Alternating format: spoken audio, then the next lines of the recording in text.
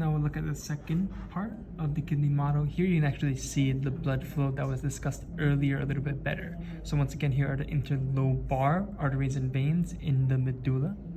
And then they become the arcuate arteries and veins here in this arcing shape. That's why they're called arcuate arteries and veins.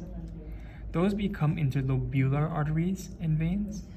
And then from the artery side, you can see these are the afferent arterioles. So afferent arterioles are the ones going into this ball called a renal corpuscle.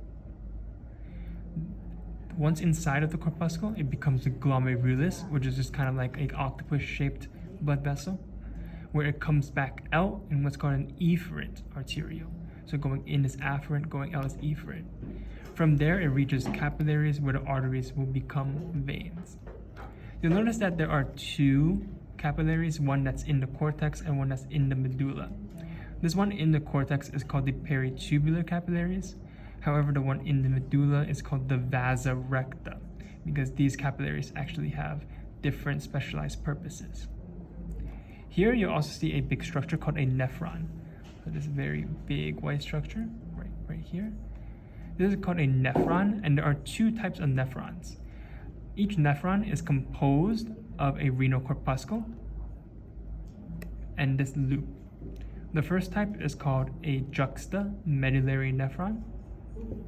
You can see it's called juxtamedullary because it goes into the medulla. So this one that extends more into the medulla is called a juxtamedullary nephron.